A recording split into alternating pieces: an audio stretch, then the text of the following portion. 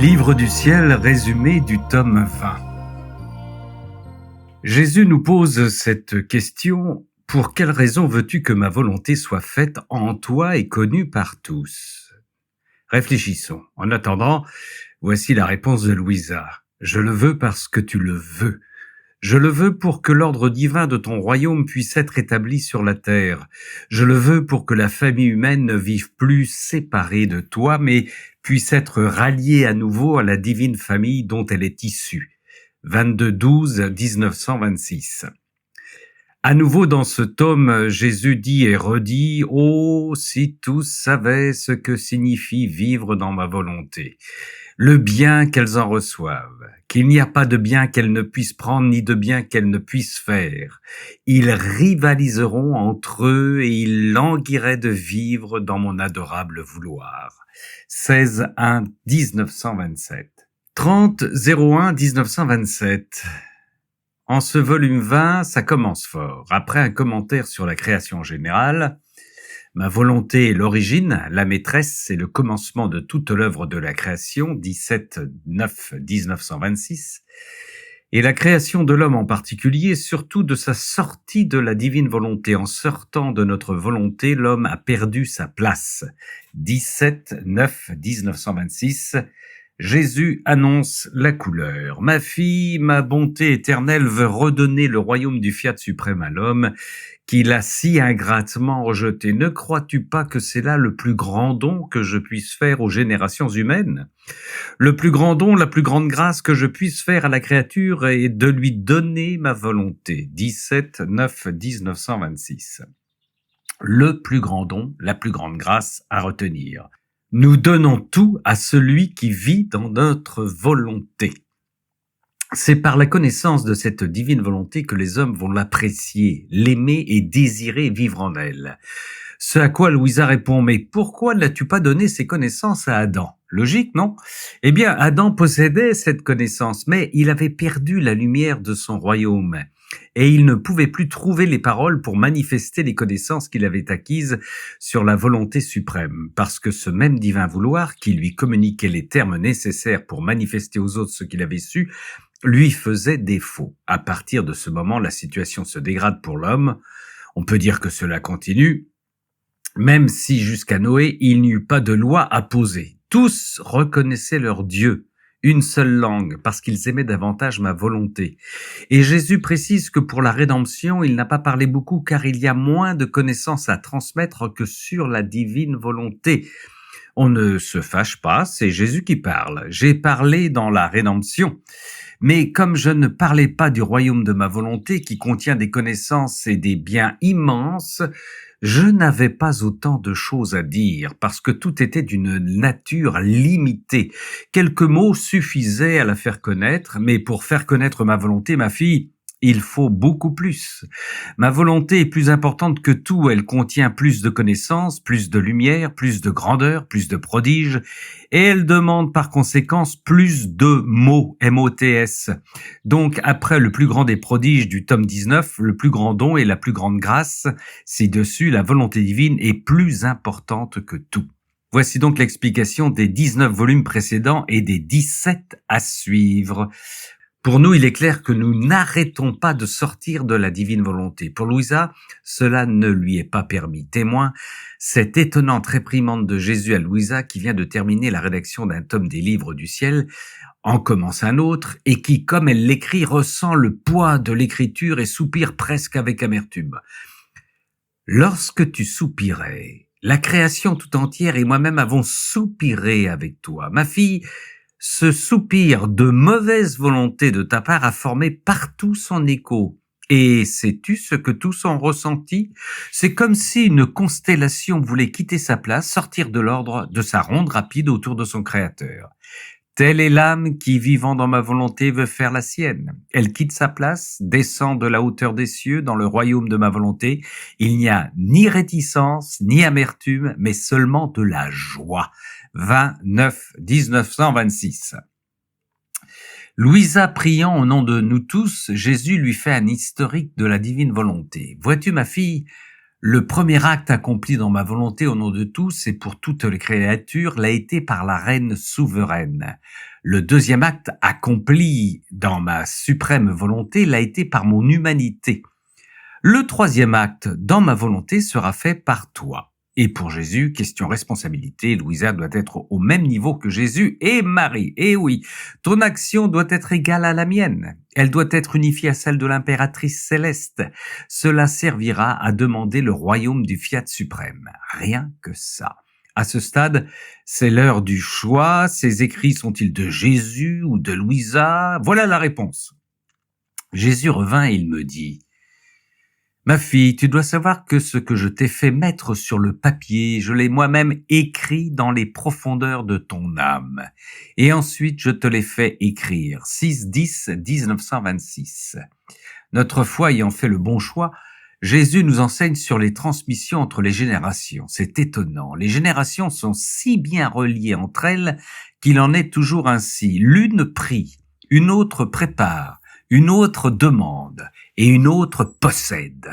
À retenir donc. Jésus continue sa démonstration en ajoutant: je n'accorde un bien que lorsqu'il peut être utile aux créatures, mais l'utilité dépend de nos dispositions. Waouh, waouh, waouh. Je vois qu'elles ne sont pas disposées, j'en suis affligé et j'attends vos prières, vos rondes dans ma volonté, vos souffrances, afin de disposer les créatures présentes comme celles de la postérité. Ma parole est le plus grand don. C'est une nouvelle création. Je suis incapable de la sortir de moi à cause des créatures qui ne sont pas disposées à la recevoir. Et Jésus insiste sur la connaissance. Mais sais-tu quand j'étends ces frontières, quand je te manifeste une nouvelle connaissance concernant le royaume de ma volonté? C'est pourquoi, avant de te la manifester, je regarde pour voir quelles sont leurs dispositions. Ce qui ne manque pas d'inquiéter Louisa, car elle craint que sa relation la plus intime avec Jésus soit dévoilée. T'inquiète, Louisa, Jésus s'en occupe. Ce qui s'est passé entre toi et moi, ce qui s'est passé entre moi et ma mère pour former le royaume de rédemption, les grâces surprenantes, les innombrables faveurs, elles les connaîtront au ciel où il n'y a plus de secret. Notons en passage qu'au ciel, tout nous sera dévoilé. Au ciel, il n'y a plus de petits secrets. Et pour nous rassurer, nous aussi, je verse en toi de nouvelles grâces et tu les prends parce qu'il est nécessaire que tu sois la cause première pour former le royaume du Fiat éternel. Ceci ne sera pas nécessaire pour celles qui n'auront qu'à vivre en lui.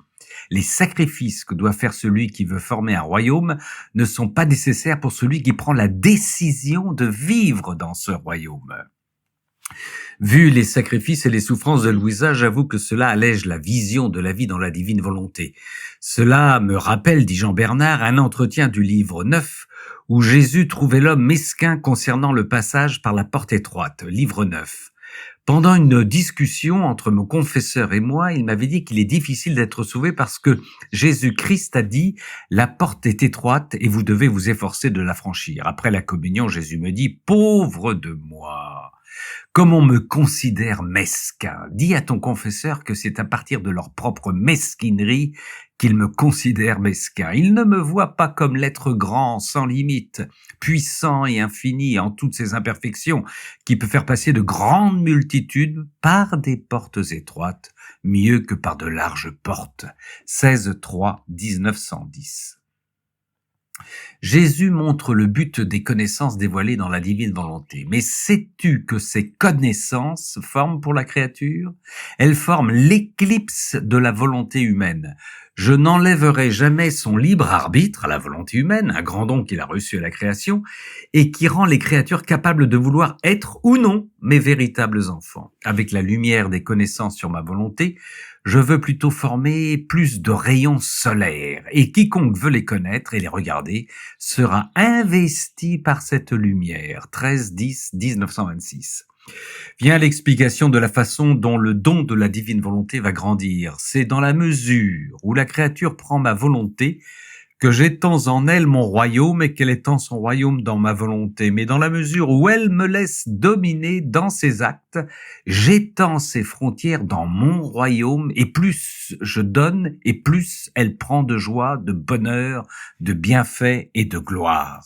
Dans la céleste patrie, elles recevront autant de gloire, de béatitude et de bonheur qu'elles auront enclos de divine volonté dans leur âme sur la terre. Bref, préparons notre ciel sur terre, qu'on se le dise, bonus, et seuls ces enfants feront la gloire de tous les bienheureux. 15-10-1926, avec un petit rappel sur la différence entre faire la volonté, se soumettre à ce qu'elle commande, et vivre dans ma volonté, c'est la posséder. Pour les puristes du Notre Père, ah oui, mais dans le Notre Père, notre Seigneur nous enseigne de dire en priant que ta volonté soit faite. Alors pourquoi dit-il qu'il veut que nous vivions en elle? Je vous donne la réponse de celui qui nous a transmis le Notre Père. Que votre volonté soit faite, que j'ai enseigné dans le Notre Père, signifiait que tous devaient prier afin de pouvoir au moins faire la volonté de Dieu. Mais tu n'as pas pensé à ce qui suit immédiatement, sur la terre comme au ciel, ce qui veut dire dans la divine volonté. En cas de désaccord, on s'adresse à l'auteur. Après ces moments de gloire de la divine volonté, il y a aussi les moments de souffrance que partage Louisa avec Jésus, souffrances qui proviennent de nos refus d'accueillir les dons du ciel. Et crois-tu que la souffrance, le continuel martyre de ma volonté soit peu de choses? Sentir tant d'actes de vie que je veux faire naître dans les créatures, avec tant de bonté, être coupé de soi comme par une épée mortelle? Et au lieu de cette vie divine, les créatures laissent se lever en elles la vie des passions, du péché, des ténèbres, des faiblesses. Sans faire ma volonté, c'est la vie divine que perdent les créatures. Rejeter ma volonté, c'est rejeter le moyen de vivre, c'est détruire la fontaine de vie. C'est le plus grand mal qui puisse être. 6-10-1926. Le refus du plus grand don est le plus grand péché. La suite est encore moins cool, c'est possible, oui. Par conséquent, la créature qui fait un si grand mal ne mérite pas de vivre. Au contraire, elle mérite de mourir à tous les biens. 6-10-1926. Ma fille, l'affront que commet une créature en ne faisant pas ma volonté est grand. 27-12-1926. Quelle est la solution? Louisa doit compenser. Ne veux-tu pas alors compenser ma volonté pour toutes ces vies que les créatures lui ont enlevées? Rappelons-nous que chaque refus péché provoque une mort intérieure à Jésus, et la façon de compenser. Pour cela, tu dois souffrir, non pas une souffrance, mais une absence de vie divine qui est ma privation. Heureusement, Jésus annonce « Sache cependant que ton Jésus ne te quittera pas trop longtemps, parce que je sais aussi que tu ne peux pas vivre sous la pression d'un martyr si dur. » 6-10-1926. Les prières de Louisa, les rondes, appellent la vie divine sur terre. Ma fille, plus tu fais des rondes dans ma volonté afin de répéter tes actes, plus la sphère de ce globe de lumière s'agrandit, plus sa puissance de lumière augmente, plus ses rayons s'étendent qui doivent illuminer le royaume de la volonté du fiat éternel. En fait, ma suprême volonté est maintenant entravée par le propre moi des créatures, mais en devenant connue, ces rayons vivifiants, pénétrants et pleins de lumière vivante éclipseront la volonté humaine qui sera éblouie par sa lumière éclatante. Voyant le grand bien qui l'accompagne, elle laissera toute liberté d'action à ma volonté. Ainsi, dans ce royaume, une nouvelle ère, une nouvelle création continue commencera pour ma volonté. 9-10-1926. Sais-tu ce qui crée une distance entre Dieu et l'âme? La volonté humaine. 3-12-1926. À un moment, Jésus, qui s'entretient avec Louisa, s'éclipse brusquement à tel point que Louisa lui en demande la cause. J'ai vu alors mon très grand bien Jésus sortir en hâte des profondeurs de mon intérieur, surmonté par un faisceau de lumière qui m'empêchait de le voir. Je lui dis, mon Jésus, pourquoi es-tu si pressé? Est-ce si important pour toi? Jésus, c'est assurément ce qui m'importe le plus. Tu sais de l'intérieur de toi, J'ai même entendu le Père, celui qui a pris tes écrits, parler avec tant d'amour de ma volonté à ceux qui l'entouraient que mon cœur en était profondément touché. 9-10-1926. Ensuite, il y a l'éloge de Louisa dont voici un extrait. Sais-tu ce que signifie être la première fille née de ma volonté? Cela signifie être première fille de grâce, de lumière. Je te regarde comme la première créature sortie de nos mains. Et même si elle naît plus tard dans le temps, cela ne veut rien dire. Dans notre volonté, celle qui n'en est jamais sortie est toujours première. 12-10-1926. Cela n'émeut pas Louisa qui répond simplement « Cela ne m'intéresse pas, si tu veux me rendre heureuse, reste avec moi.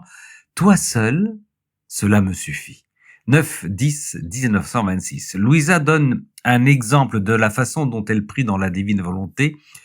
Je vous laisse l'appréciation de Jésus. Tu parcours toutes mes œuvres partout où est présent un acte de ma volonté et tu fais dire à mon propre fiat que ton règne vienne. Oh, je t'en prie, qu'il soit connu, aimé, possédé par les générations humaines. Une divine volonté qui prie avec nos œuvres et avec sa petite fille, c'est le plus grand prodige.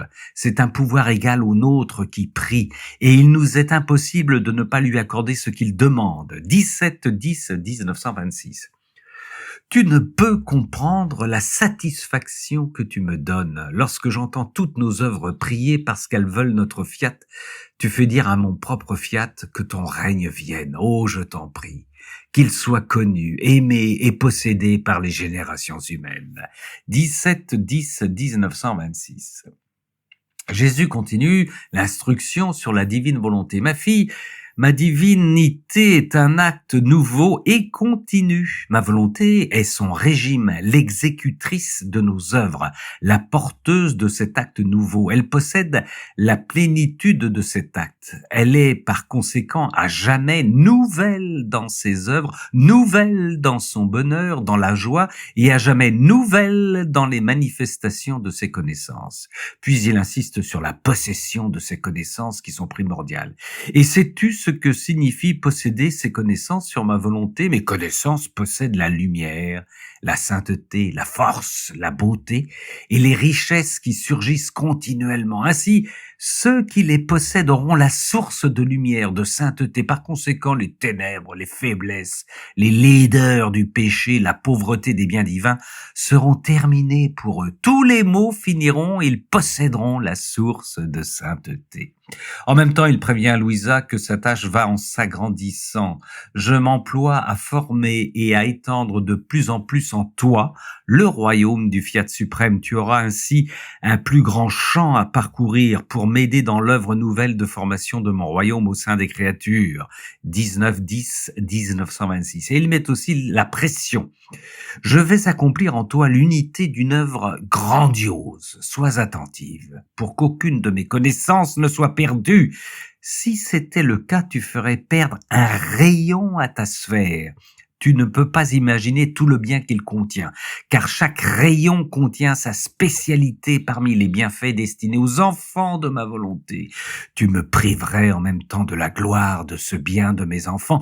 Tu te priverais aussi de la gloire de répandre un rayon de plus de ta sphère. 22-12-1926. Louisa se demande comment, à partir de sa petite personne, la divine volonté pourra se propager. Je me disais, mais comment est-ce possible que moi, un petit être si insignifiant et bon à rien, qui n'a ni dignité, ni autorité, ni supériorité, je puisse m'imposer, me diffuser et parler de ce soleil de la divine volonté pour le faire connaître et former les enfants de sa génération? D'ailleurs, la question se pose aussi pour le péché originel. Comment a-t-il pu se propager? Laissons Jésus nous éclairer.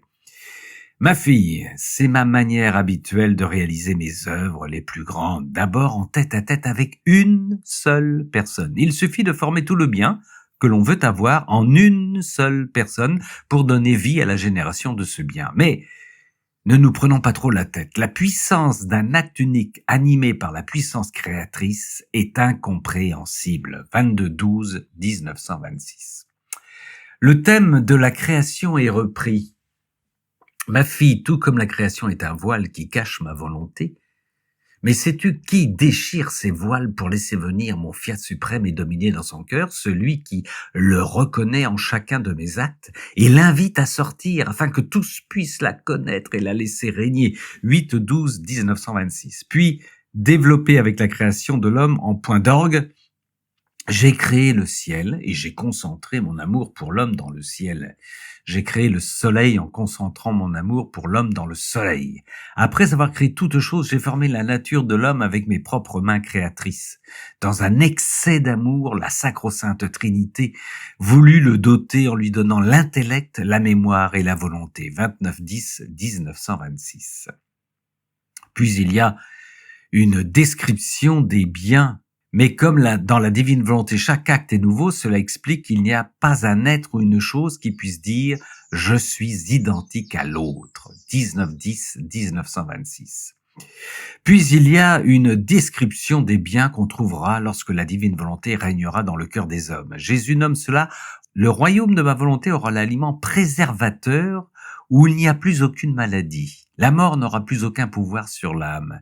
Si elle l'aura encore sur le corps, ce ne sera plus une mort mais un passage. Mais ils resteront composés dans leur sépulcre en attendant le jour de la résurrection de tous. » Il confirme encore et encore qu'il s'agit bien du couronnement de la création et de la rédemption et martèle le but du fiat de la sanctification. Le retour à ce qui était prévu initialement pour Adam. Mes paroles sur la sainteté et la puissance de mon fiat vont faire revenir les âmes à leur origine. Et c'est un travail titanesque. Il y a beaucoup à faire pour préparer le grand miracle que ce royaume du fiat soit connu et possédé. Par conséquent, sois attentive en traversant la mer infinie de ma volonté afin que soit établi l'ordre entre le Créateur et la créature. Ainsi, à travers moi, je serai capable de faire le grand miracle du retour de l'homme vers moi, vers son origine. Chaque parole et manifestation que tu reçois sur mon fiat éternel est le plus grand des miracles qui servira le royaume de ma volonté. 22-10-1926. Louisa s'aperçoit d'ailleurs que sa prière change, car elle fait ses rondes dans la création, etc. Mais elle se sent obligée de demander en plus le royaume du fiat. Et Jésus répète de nouveau que tous les actes de son humanité n'ont eu qu'un seul but, restaurer ce royaume. Ma fille, si tous les actes et toutes les souffrances de mon humanité n'avaient pas eu comme origine, substance et vie, la restauration du royaume de mon fiat sur la terre, j'aurais perdu le but de la création. 24-10-1926. En reprenant les actes de l'Évangile, il montre à Louisa que chacun contenait cette volonté de restauration du royaume. Par exemple, dans les morts que j'ai ressuscités, je demandais que l'âme puisse renaître dans ma volonté éternelle. 26-10-1926. Jésus demande à Louisa de faire des rondes dans la création, la rédemption et dans la sanctification. Ainsi pose-t-elle cette question pertinente. Je ne sais pas tout ce que ce divin vouloir fait en chaque chose créée. Je voudrais le savoir afin que mon acte puisse être un avec le ciel. 2-11-1926. Jésus répond que dans la création, tout parle de l'action de la divine volonté et en donne quelques exemples. Le ciel, le soleil, la mer. Finalement, il dit à Louisa: si tu veux savoir ce que ma volonté fait dans toute la création, parcours-la. Mon fiat, trouvant sa fille dans toutes les choses créées, se dévoilera et te dira ce qu'il fait pour la divine volonté, ainsi que l'appel et les leçons qu'il veut donner aux créatures. 2-11-1926. D'ailleurs, Louisa remarque, je me disais, lorsque mon doux Jésus parle de sa volonté, il évoque presque toujours la création. Pourquoi cela ? Jésus reprit: ma fille, celle qui doit vivre dans le royaume de mon fiat suprême doit commencer par savoir tout ce que ma volonté a fait et continue de faire par amour pour elle. En fait, ma volonté n'est pas aimée parce qu'elle n'est pas connue. La création est la parole vivante de ma volonté. Dans toutes les choses créées, ma volonté est cachée comme une noble reine qui, avant de sortir, veut être connue. 4-11-1926. C'est pour cela, en parlant de ma volonté, je parle souvent de la création, parce que ma volonté est la vie de toutes les choses créées, et que cette vie veut être connue pour que le royaume du fiat éternel puisse venir. Ma volonté voilée est partout. 4-11-1926. En fait, pour posséder ces biens que le Père Céleste a mis dans la création, La créature doit faire son chemin, elle doit s'élever à une union avec la divine volonté. 19-12-1926. Puis, il insiste encore sur la prière des rondes et transforme Louisa en apôtre. Ma fille, chaque fois que tu fais ta ronde dans ma volonté, tu acquiers plus de lumière pour former le filet avec lequel je prends les créatures. Louisa se demande à un moment si faire ses prières, les rondes, en mettant son petit je t'aime n'est pas une perte de temps. La réponse est tranchante. Avec ma volonté, on ne perd jamais son temps. Ne veux-tu donc pas mettre sur tout notre amour tes petites notes ? Plus l'âme en fait dans ma volonté, plus elle accumule ses actes de béatitude distincts en elle. Cela veut dire que plus elle accomplit d'actes dans le fiat, plus son capital de béatitude sera important, la rendant propriétaire, lui apportant une paix infinie sur la terre et au ciel. Elle sentira tous les effets et jouissances de ces béatitudes en elle. Pendant que tu es sur la terre depuis le ciel, ma volonté libère d'elle-même un acte toujours renouvelé de béatitude infinie. Et Jésus, anticipant la question, qui bénéficie de ce nouvel acte permanent? Il répond, les saints, les anges qui vivent de la volonté divine au ciel. D'accord pour Louisa, et qu'en est-il de nous? Tous ces actes de béatitude sont donc gardés en réserve dans son âme, afin que, au moment où elle partira dans sa patrie céleste, elle puisse en jouir en se mettant au même niveau que les autres qui reçurent ce nouvel acte de béatitude ininterrompu. Et Jésus établit une sorte de balance. Les actes faits dans la divine volonté sont les plus. Les actes de la volonté humaine sont les moins. Tu vois ce que signifie un acte de plus ou de moins dans ma volonté? Avoir autant d'actes de béatitude en plus pour autant de fois qu'elle fit ma volonté et en perdre pour autant de fois qu'elle fit la sienne. Mais les actes accomplis dans la divine volonté n'accumulent pas uniquement les actes de béatitude, mais aussi des actes de sainteté, de beauté et d'amour.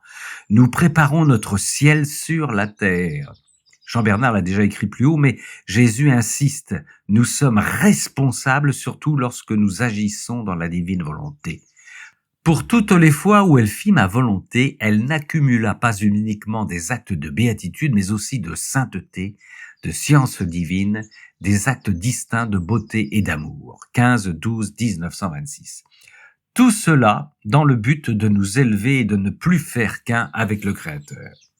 Elle doit s'élever à une union avec la divine volonté afin de travailler avec elle, d'accomplir les mêmes actes, les connaître afin de les faire et de pouvoir dire « ce qu'elle fait, je le fais moi aussi ».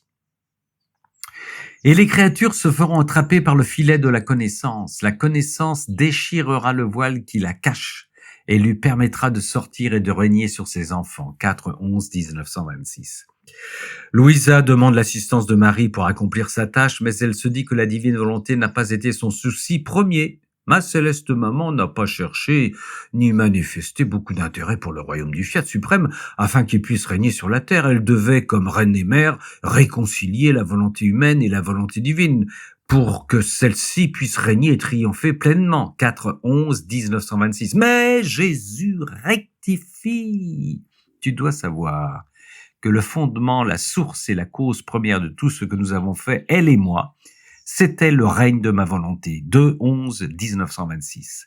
Rien ne sort de nous sans le dessein de ramener la créature dans notre volonté. 17-12-1926. Et il ajoute, par contre, ta mission concerne exclusivement le règne de la suprême volonté. La mission de mon inséparable maman concernait le Rédempteur tant attendu. Elle l'a rempli parfaitement. Tout ce que nous fûmes, la reine souveraine et moi, nous le mettons à ta disposition. À présent, c'est à toi de faire de même pour le règne de ma volonté. 2-11-1926. Ensuite, il résume: la rédemption est venue comme un remède, mais à ceux qui vont vivre dans la divine volonté, la rédemption deviendra nourriture et procurera la santé.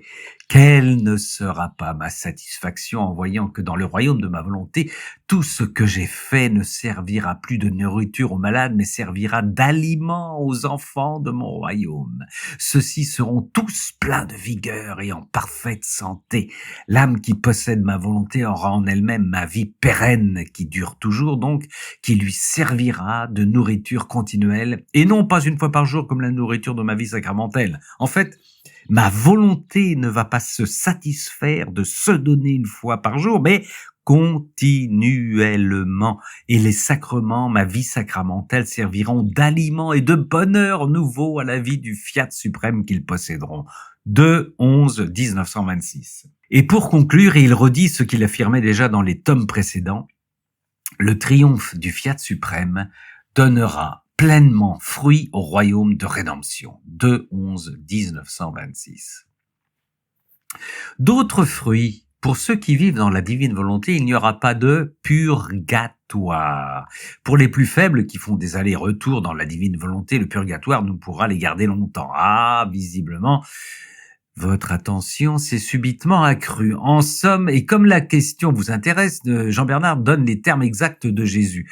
Vous ne pourrez pas dire que vous ne connaissez pas la loi. Vous allez être prévenu, c'est parti. Premièrement, pour l'âme qui a toujours fait ma volonté, il n'y a pas de passage au purgatoire.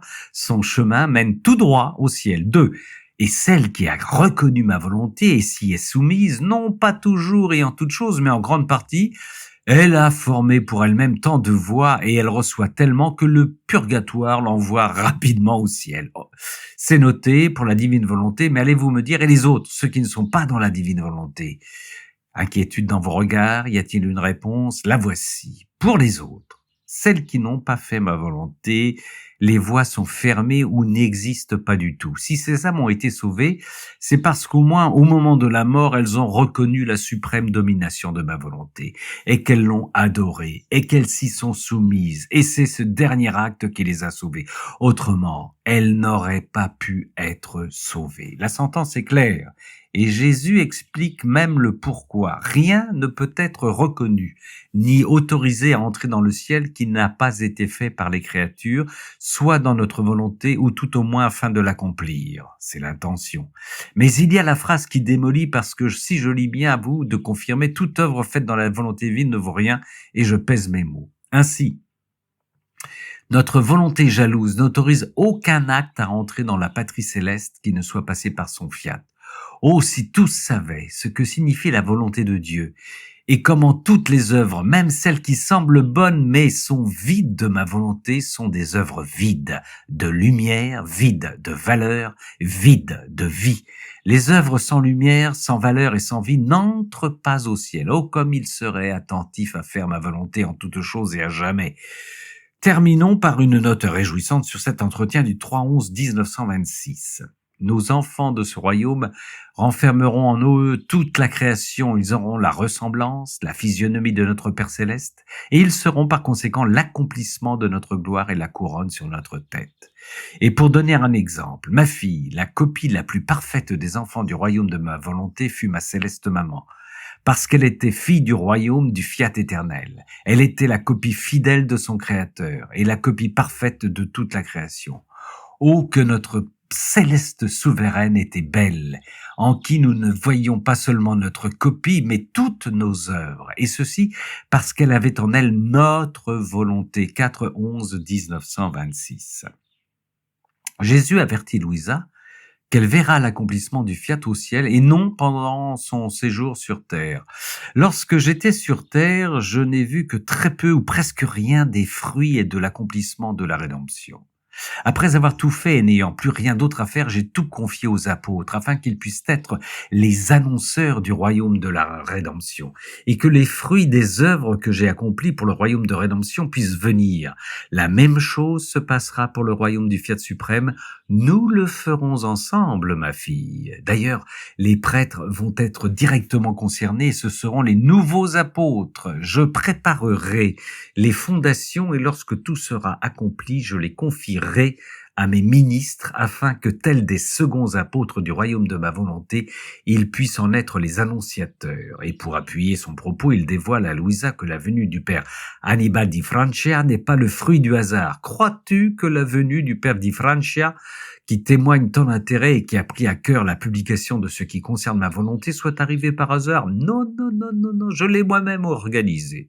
C'est un acte providentiel de la suprême volonté qui le veut comme premier apôtre et programmateur du divin fiat. C'est pourquoi je l'aide tellement et je lui donne une aide spéciale, parce que pour comprendre ma volonté, il faut de grandes grâces. 6-11-1926. Pour information, Annibale Maria di Francia est le dernier saint canonisé en 2004 par Saint Jean-Paul II. On connaît particulièrement son œuvre pour la formation des prêtres, la moisson est abondante et les ouvriers peu nombreux. Étonnant comme cela concorde avec le don de la divine volonté, étonnant aussi que sa présence auprès de Luisa ne soit pas mentionnée dans la plupart des biographies, alors que la dernière année de sa vie, il délaissa pratiquement son ordre pour promouvoir la divine volonté. C'est lui qui est à l'origine de la publication des livres du ciel. Dans toutes les paroles, les vérités et tous les exemples que je t'ai fait écrire, je fais couler la dignité de ma céleste sagesse, de telle sorte que ceux qui les lisent ou qui les liront, s'ils sont en grâce, vont ressentir en eux ma tendresse, la fermeté de ma parole et la lumière de ma sagesse, restant ainsi attirés comme par des aimants dans la connaissance de ma volonté. Quant à ceux qui ne sont pas en grâce, ils ne pourront nier que c'est une lumière. Je les considère comme mes propres écrits, car moi, je suis celui qui dicte, et toi, tu es la petite secrétaire de la longue histoire de ma volonté. 8-12-1926. Et Jésus nous immerge encore plus profond dans la divine volonté. Après avoir redit que Marie est la première à vivre dans la divine volonté, il explique pourquoi cela est le prodige des prodiges. Vivre dans ma volonté est donc le prodige des prodiges, le vrai triomphe du fiat suprême, car l'âme devient le reflet de son créateur et de toutes nos œuvres. En fait, c'est seulement lorsqu'elle place dans l'âme ce qu'elle peut et sait faire que notre volonté triomphe complètement. Elle veut voir dans l'âme non seulement celui qui l'a créé, mais toutes ses œuvres. 10-11-1926.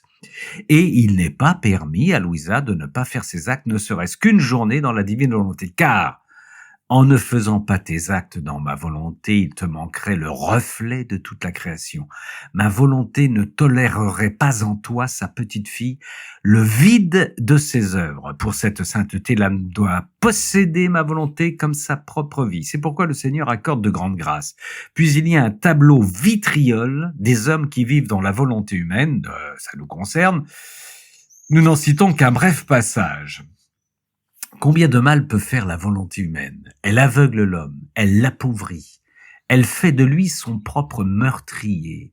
Ceci nous invite donc à nous plonger dans la divine volonté avec cette phrase qui devrait nous faire réfléchir. Le plus grand affront que je puisse recevoir des créatures est de ne pas faire ma volonté. L'âme qui vit en elle est la fête de ma volonté. Au contraire, celles qui vivent en dehors la font souffrir. De plus, chaque acte de la volonté humaine est un voile que l'âme place devant ses yeux et qui l'empêche de voir avec clarté ma volonté et les biens qu'elle contient. Et comme d'habitude, une phrase pour se décider, car le Seigneur connaît nos faiblesses. Oh, si les créatures pouvaient comprendre le grand mal de la volonté humaine et le grand bien de la mienne, elles détesteraient tellement leur volonté qu'elles donneraient leur vie pour pouvoir faire la mienne. 16-11-1926.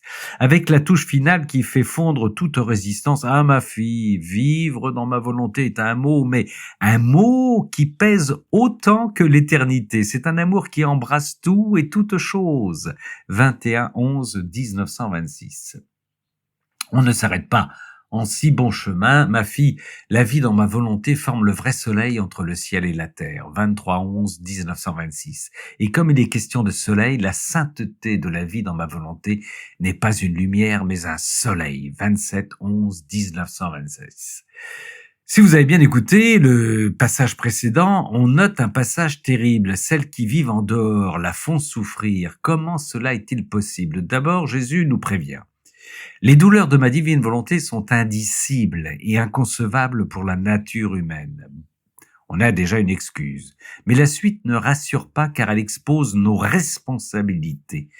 Ma volonté se tord de douleur dans les créatures. Ces convulsions sont les remords de conscience, les désillusions, les revers, les croix. La lassitude de vivre est tout ce qui peut gêner les pauvres créatures. Les créatures gardent la divine volonté crucifiée et toujours dans la tourmente. Ce supplice de ma volonté est si douloureux que mon humanité qui voulut souffrir dans le jardin de Gethsémani a atteint le point de rechercher l'aide de mes apôtres eux-mêmes. et même cela lui fut refusé. Et me sentant succomber sous le poids énorme de la souffrance de ma divine volonté, j'ai invoqué l'aide de mon céleste Père en disant: Père, si c'est possible, que ce calice passe loin de moi. Sur la croix, j'ai crié: j'ai soif! J'ai soif de souffrance, mais dans cette souffrance de la suprême volonté, je ressentais tout le poids d'un aussi long supplice, tout le tourment d'une divine volonté qui souffre, qui se tord de douleur dans les générations humaines. Quel tourment! Il n'en existe pas de semblable. Car Jésus nous révèle que sa divine volonté est en chacun de nous. Ma volonté est dans toutes les créatures, mais c'est dans le cauchemar d'une terrible et atroce tourmente. Et ma volonté étant ce qu'elle est, avec son immensité, ne peut se retirer même d'une seule palpitation des créatures, et elle souffre au milieu de tant de maux. Qui imaginait cela? Le pire est à venir, parce que ce sont les catholiques qui vont recevoir la prochaine salve.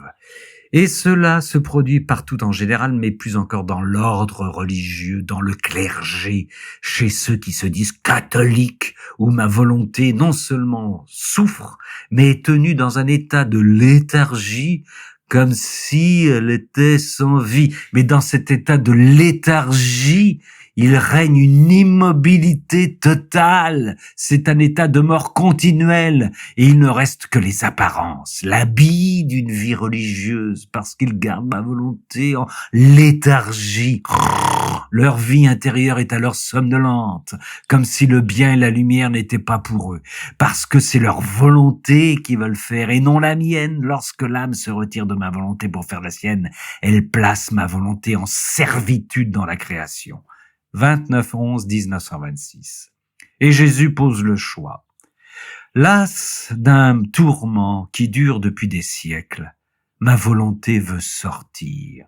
Par conséquent, elle prépare deux voies. La voie du triomphe, représentée par ses connaissances, ses prodiges et tout le bien que le royaume du Fiat suprême apportera, et la voie de la justice, pour les créatures qui ne veulent pas la reconnaître comme volonté triomphante. C'est aux créatures qu'il appartient de choisir la voie par où elles veulent la recevoir. 19/11/1926. Jésus reprend quelque peu la parabole du fils prodigue, sauf que c'est lui qui a envoyé ses enfants avec une tâche à accomplir et il languit de les voir revenir. S'il ne les voit pas tous revenir, il est inconsolable. Il pleure et gémit de douleur à tirer des larmes des cœurs les plus durs. 20/11/1926. La vie dans la divine volonté fait de nous des fils. Par conséquent, seul celui qui fait ma volonté et vit en elle peut être appelé mon enfant, membre de ma divine et céleste famille. Il y a un passage parlant de la mort inattendue car une sœur de Louisa est décédée subitement et Louisa craint pour elle car elle n'a pas reçu les sacrements de l'Église. Jésus la rassure car, dit-il, sa volonté remédie à tout. Ne sais-tu pas que si les secours humains font défaut, les aides divines abondent? Tu as peur qu'il n'y ait eu personne autour d'elle et que si elle voulait du secours, elle n'avait personne à qui le demander. Ah, ma fille, les secours humains cessent à ce moment. Ils n'ont ni valeur ni effet parce que l'âme des mourants entre dans l'acte unique et primordial avec son Créateur. Personne n'a le droit d'entrer dans cet acte primordial. La suite est plus étonnante. Jésus dit qu'il y a un avantage à la mort subite. Et pour une créature qui n'est pas pervertie, une mort soudaine empêche la mise en place de l'action diabolique d'entrer en jeu, ce qui est considéré par les hommes comme une disgrâce et bien souvent plus qu'une grâce. 21/11/1926. Comme Louisa reste trop attachée à la venue de Jésus, il lui rappelle l'Évangile. As-tu oublié que ce que j'ai dit à mes apôtres eux-mêmes, qu'il était nécessaire qu'ils se détachent de mon humanité, qu'ils aimaient tant et ne pouvaient pas quitter? Et son explication est complétée. Sais-tu ce qui crée une distance entre Dieu et l'âme? La volonté humaine. 3/12/1926. Et Jésus définit l'acte parfait. Lorsqu'un acte enferme en lui-même tous les autres actes ensemble, qu'il peut être appelé parfait. Et seule ma volonté contient cet acte parfait qui, d'un seul acte, produit tous les actes imaginables existant au ciel et sur la terre. Comme l'explication est compliquée pour notre compréhension humaine, Jésus en donne une image plus terre à terre. Cet acte unique de ma volonté est symbolisé par une fontaine. Cette fontaine est unique, mais d'elle sortent les mers, les rivières, le feu, la lumière, le ciel, les étoiles, les fleurs, la montagne et la terre. Tout sort de cette unique fontaine, 6-12-1926. Et cet acte parfait n'a rien à voir avec les actes humains. Les actes isolés qui ne s'unissent pas à tous les autres actes ne peuvent pas être considérés parfaits. Ce sont de maigres actes de la volonté humaine. C'est donc finalement dans le fiat que l'âme peut trouver la vraie perfection dans ses actes et offrir un acte divin à son Créateur. 6-12-1926. Louisa, après avoir reçu la révélation de la manière de créer le monde, ma volonté a créé toute chose à partir de rien, mon vouloir éternel possède un acte continu qui jamais ne cesse, ma volonté ne s'en va jamais, elle est toujours à sa place préexistante, sans jamais interrompre son acte de vie sur tout ce qui est sorti d'elle, 10-12-1926. Sur Marie, elle se laissa dominer par cet acte continu de ma suprême volonté, a reçu cet acte continu de vie de la divine volonté, de manière à former en elle une vie pleinement divine et à la ressemblance de son Créateur. Dès le premier instant de son immaculée conception, elle reçut cet acte de vie de la divine volonté pour le recevoir ensuite continuellement durant toute sa vie. Ce fut le très grand prodige, le miracle inouï, la vie de la divine volonté dans l'impératrice du ciel. C'est précisément la divine volonté formant sa vie dans cette créature d'excellence qui a ouvert le ciel qui avait été fermé par la volonté humaine. 10-12-1926. Cela ne s'arrête pas à Marie, ainsi une créature qui permet à ma volonté de dominer et qui lui laisse le champ libre pour former sa vie en elle est le plus grand des prodiges. Jésus parle ensuite de Louisa. De la même manière, pour demander la venue du royaume de mon fiat lui-même, une autre créature était nécessaire, afin que ma volonté elle-même, à travers cette créature, puisse accomplir l'unique et le plus important prodige, sa venue pour régner sur la terre comme au ciel. Ma fille, sois attentive. Il ne s'agit pas d'une chose quelconque ou de former une sainteté, mais de former un royaume pour mon adorable divine volonté. 10-12-1926. Il me semble, dit Jean Bernard, que c'est la première fois que Jésus parle clairement de bâtir son royaume au long de ce tome 20, alors que précédemment il parlait du plus de la vie dans la divine volonté. À vérifier, précise Jean Bernard. Il est souvent question d'Adam tout au long de ce tome 20. On trouvera l'essentiel ci-dessous, mais Jésus apporte de précieuses précisions. Ceux qui disent qu'avant de pécher Adam était nu se trompent. C'est faux, faux. Il reçut le magnifique vêtement de la lumière du soleil de notre volonté. Comme il possédait ce vêtement de lumière, il n'avait pas besoin de vêtements matériels pour se couvrir. Mon humanité ressuscitée n'a pas pris d'autres habits, et je me suis revêtu du très resplendissant vêtement du soleil de ma suprême volonté. C'était le même vêtement que possédait Adam lorsqu'il fut créé. 12-12-1926. Louisa, étonnée, demande un éclaircissement. Mon Jésus et mon tout? Comment est-ce possible? La reine souveraine, cependant, possédait ta volonté tout entière, et tu étais toi-même ta propre volonté. Cependant, ni toi ni la céleste maman ne portaient des vêtements de lumière. Vous aviez tous les deux des vêtements de matière pour vous couvrir. Pourquoi cela? Jésus explique qu'ils ont adopté les misères et les humiliations de l'humanité déchue. De plus, revêtus de lumière, personne n'aurait osé les approcher, mais en ressuscitant, Jésus révèle. Mais en ressuscitant après la mort, représentant Adam innocent, le nouvel Adam, j'arrêtais le miracle de garder cachés les habits du soleil, resplendissant de ma volonté, derrière le voile de mon humanité, et je me suis revêtu d'une très pure lumière. 12-12-1926. Jésus fait le résumé de ce qu'il déploie pour ramener les hommes dans la divine volonté. Lorsque je suis venu sur la terre, j'ai voulu donner beaucoup d'exemples sur la façon de mettre un terme à la volonté humaine. J'ai voulu naître à minuit pour briser la nuit de la volonté humaine. Je me suis soumis à la cruelle blessure de la circoncision. C'était la coupure que je voulais donner à la volonté humaine. J'ai voulu fuir en Égypte, symbole de la volonté humaine qui veut tuer la mienne. Ma vie entière n'était rien d'autre que rappeler la divine volonté dans celle de l'humanité. Je suis entré dans ma patrie, symbole de ma volonté qui revient dans sa chère patrie pour y régner parmi ses enfants. Je suis entré dans ma patrie et j'y ai vécu caché et inconnu. Oh, combien cela symbolise la douleur de ma volonté vivante cachée et inconnue. Chaque chose que je faisais symbolisait une souffrance de ma volonté, la condition où les créatures la plaçaient et un appel à revenir dans son royaume. Puis il termine en disant à Louisa, « Ma fille, les meilleurs moyens pour hâter la venue de ma volonté sur la terre sont les connaissances. Plus je manifeste de connaissances sur ma volonté, plus vite le royaume du divin fiat viendra sur la terre. » 1-1-1927.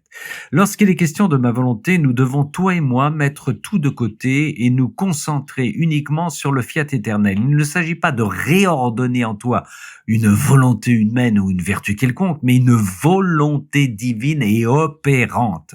4-1-1927. L'âme qui vit dans la divine volonté est toujours égale à elle-même. Les actes accomplis dans ma volonté sont symbolisés par la lumière. Personne, quel que soit le bien qu'on puisse faire, ne peut dire à celle qui vit dans le divin fiat « Je suis semblable à toi ». Mais seulement cette âme peut dire « Je suis semblable à celui qui m'a créé. Tout ce qu'il fait, je le fais aussi. Une est la lumière qui nous investit, une la force, une la volonté. » 6-1-1927. Ensuite, Jésus parle des rois mages. Si l'étoile a été vue par tous, seuls 3 l'ont remarqué et suivi. 6-1-1927. Pour terminer ce volume 20, Jésus insiste énormément sur le remplacement de la volonté humaine par la divine volonté, mais il ajoute un détail expliquant les raisons de cette animosité. Tu dois savoir que, de la part des créatures, une note de chagrin fut placée dans le royaume de ma volonté, une note que personne, durant bien des siècles, n'a jamais pensé à guérir. Mais la fille première née de ma volonté doit équilibrer toutes les parties avant de venir dans notre patrie. Elle doit remplir tous les vides pour établir mon royaume parmi les créatures. En étant malade, ma fille formera en ce royaume celui de la divine souffrance qui, coulant comme une vague de lumière et de chaleur, servira à adoucir la note douloureuse. 9-1-10-927. Tu réordonneras l'ordre divin entre les deux volontés. La divine volonté sera réintégrée dans sa gloire et la volonté humaine se placera à nouveau dans l'ordre établi par Dieu. 13-1-1927. Si Jean-Bernard n'a pas bien compris, Louisa, qui est malade pendant ses entretiens par ses souffrances, va alléger la note à payer pour que nous puissions entrer plus facilement, ou plutôt recevoir le don de la divine volonté.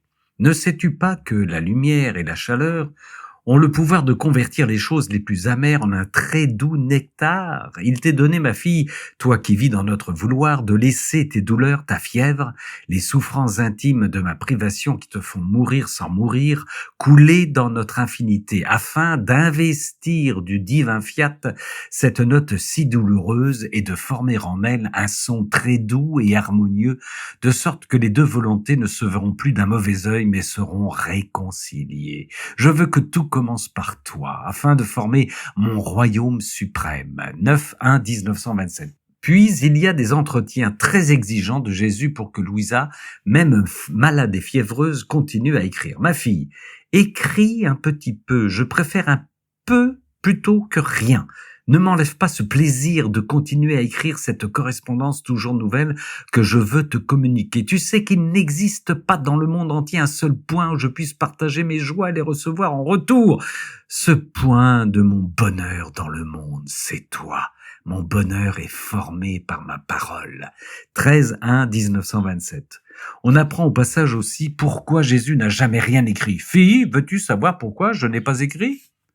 Parce que je devais écrire à travers toi.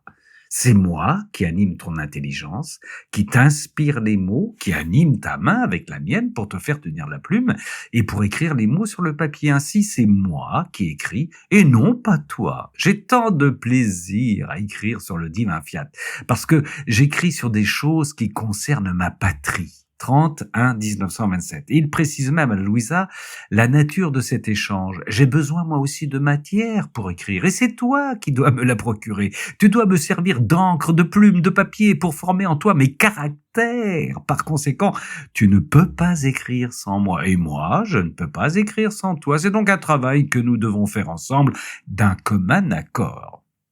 Il y a même un avertissement que visiblement ceux qui ont mis les grilles de Louisa à l'index ont oublié de lire. Enfin, espérons pour eux, nous vous laissons juge. Par conséquent, ne pas en tenir compte et ne pas la présenter aux créatures, c'est comme me retourner ce ciel, ce soleil, ces étoiles et cette mer, alors qu'il pourrait faire tant de bien aux créatures. Et le tort qui s'ensuivrait serait imputé à celui qui, faute de prendre en considération ma parole, l'a étouffé en moi. Par ailleurs, s'ils ne croient pas que c'est moi, c'est encore pire, car ils sont alors aveugles au point de ne pas avoir les yeux pour voir le soleil de ma parole. L'incrédulité mène à l'obstination et à la dureté du cœur. 9-2-1927. Louisa, qui est visiblement à bout, implore Jésus de l'emmener définitivement au ciel. Comme je veux venir au ciel avec toi, c'est ta volonté même et non la mienne qui demande que tu me prennes avec toi. Oh, je t'en prie, aie pitié de moi et de ta volonté qui te prie. Jésus lui répond qu'effectivement, il n'y a pas de manière plus puissante pour venir au ciel, mais il y a un mais. Ma fille, tu as raison de vouloir venir, mais il faudra du temps avant que toutes les connaissances de ma volonté sortent et suivent leur cours. 20-1-1927. Le Fiat suprême veut quelque chose d'autre de toi. Il veut de ta part que toutes les beautés, toutes les variétés des teintes multicolores, toutes leurs nuances soient formées dans son royaume. Et sais-tu comment ces nuances peuvent être formées? Une parole de plus de ma part peut être une nuance supplémentaire dans les variétés de couleurs, une petite ronde de ta part dans ma volonté, une petite souffrance, une offrande, une prière dans le fiat sont autant de nuances que tu ajouteras et que mon vouloir se fera une joie de t'administrer. 16-1-1927. Et comme à son habitude, Jésus ajoute délicatement une autre couche. Ma fille, la volonté humaine fut pire qu'un tremblement de terre pour l'homme. Ce tremblement dure encore, ainsi ce tremblement de terre de sa propre volonté sème la pagaille. La clé du fiat suprême qui gardait et conservait tout en sécurité n'existe plus pour lui. Or, comme je veux reconstruire le nouveau règne de ma volonté parmi les créatures, je veux me servir de tes ruines et de tes décombres. En les revêtant du fluide vital de ma volonté créatrice, je formerai la capitale du royaume du fiat suprême. Voilà à quoi tu me sers. 23-7-1927. Et les touches finales. Toute la magnificence, la sainteté, la sublimité, les prodiges du royaume de ma volonté seront précisément cela, la copie fidèle de l'âme en Dieu et la copie de Dieu belle et entière dans l'âme. Par conséquent, les enfants du royaume du divin fiat seront comme autant d'images de petits dieux dans mon royaume. 25-1-1927. L'ordre de la terre sera lui aussi beau et parfait. J'aurai alors 3 royaumes, un de la céleste patrie, un autre dans la création et un troisième parmi les créatures. 28-1-1927. Chacun aura en lui la source des biens et du bonheur éternel de son Créateur. Le royaume du Fiat suprême est l'écho de la création. Les enfants de mon royaume seront heureux et disposeront de tout en abondance. L'écho des cieux sera vu dans ces enfants fortunés. Ils les peupleront d'étoiles par leurs actes. De plus, chacun sera un ciel et un soleil distincts parce que là où ma volonté est présente, elle ne peut pas être sans ciel et sans soleil. En prenant possession de chacun de ses enfants, ma volonté formera son ciel et son soleil. Le royaume du Fiat suprême aura l'écho de la musique de la patrie céleste et l'écho de la musique de la création. Nous aurons les 3 royaumes en un seul, symbole de la sacro-sainte Trinité, parce que toutes nos œuvres portent la marque du celui qui les a créés. Là où règne ma divine volonté, il n'y a pas à craindre que les moyens naturels et l'abondance des biens puissent faire du tort. Le Fiat suprême est plus qu'un père, car il contient la fontaine de tous les biens. Par conséquent, là où il est présent, le bonheur règne ainsi que l'abondance. La nature de ma volonté de rendre joyeux et heureux et de faire surgir le paradis partout où elle règne. Volonté de Dieu et malheur, cela n'existe pas et ne peut exister. Comme la volonté humaine n'avait en nous aucun accès, le bonheur était toujours à son sommet et les mers de joie étaient inséparables de nous-mêmes. Lorsque j'étais sur la croix et que maman était crucifiée à mes pieds du vin, le bonheur parfait ne nous quittait jamais. 31-1927. Cependant, malgré toutes ces consolations, Louisa constate: mon doux Jésus chante tellement les louanges du bonheur du royaume du Fiat suprême. Cependant, lui qui est la divine volonté même, et ma céleste maman qui l'a possédée entièrement, ne furent pas heureux sur terre. Ils ont plutôt été ceux qui ont le plus souffert sur la terre. Et moi-même, Il dit que je suis la fille première-née de sa volonté. Pourtant, il m'a gardé 43 ans et plus cloué au lit, et seul Jésus sait ce que j'ai souffert. Jésus va donc se justifier et justifier la souffrance. Ma fille, il y a une immense différence entre celle qui doit former un bien, un royaume, et celle qui doit le recevoir pour en profiter. Je suis venu sur la terre pour expier, pour racheter, pour sauver l'homme. Ma divine maman, qui devait être co-rédemptrice, ne devait pas être différente de moi. Nos souffrances étaient toutes volontaires, conformément à la mission que nous étions venus au remplir. Ma fille, les souffrances volontaires ont un tel pouvoir sur la divinité qu'elles possèdent la force, l'empire, de déchirer le sein du Père Céleste. De cette blessure qui s'est produite en lui, Dieu fait déborder des mers de grâce. Par conséquent, pour le grand prodige de la rédemption et pour celui du royaume de mon fiat, les souffrances volontaires étaient nécessaires, souffrances de mission qui devaient être animées par une divine volonté. Ce bonheur du royaume du divin fiat dont je faisais l'éloge n'est donc pas contradictoire, comme tu dis. Celui qui doit former un bien doit faire une chose, souffrir, préparer les choses nécessaires et conquérir Dieu afin d'obtenir ce royaume. Voilà pour Louisa, mais il y a une petite dose pour nous. Ceux qui doivent le recevoir doivent faire quelque chose d'autre, c'est-à-dire le recevoir, l'apprécier et être reconnaissant envers celui qui a combattu et souffert et qui, après l'avoir obtenu, leur donne ses conquêtes pour les rendre heureux. Et la fin est un dévoilement de la crucifixion et de la nécessité des souffrances de Louisa. Je t'ai toujours parlé de la crucifixion. Tu pensais que c'était la crucifixion des mains et des pieds, et je t'ai laissé dans la pensée de cette crucifixion. Mais ce n'était pas celle-là. Elle n'aurait pas été suffisante pour faire venir mon royaume. La crucifixion complète et continue de ma volonté dans ton être tout entier était nécessaire. Et c'était précisément ce dont j'avais l'intention de te parler, que ta volonté subira continuellement la crucifixion par ma volonté afin de faire venir le royaume du Fiat suprême. 31-1927. C'est véritablement la description du chemin de croix de Louisa. Mais Louisa de nous ouvrir par son sacrifice les portes de la divine volonté. Et ce tome 20, il y a aussi une comparaison entre la communion sur terre et la communion dans la divine volonté. J'avais reçu la communion et je restais affligé et désespéré parce que les quintes de tout étaient si fortes et si nombreuses que j'en suffoquais sans pouvoir penser ni être avec Jésus comme d'habitude. Après plus d'une heure de toux violente, je me suis calmé, je me disais, j'ai reçu Jésus et je n'ai pas été capable de me recueillir pour être seul avec lui. Les accidents de l'hostie sont maintenant consommés, Jésus est parti, je ne sais pas où le trouver. Jésus répond, ma fille, ne sais-tu pas qu'il y a une communion qui est éternelle, si grande, qui n'est pas sujette à diminuer ou être consommée? Cette communion si grande et si continuelle est mon divin fiat. Si les créatures aiment me recevoir continuellement, il y a la grande communion du fiat éternel qui est prête de se donner à elle en permanence. La communion sacramentelle ne fut pas instituée qu'en tant qu'un moyen, une aide, un rafraîchissement et un remède.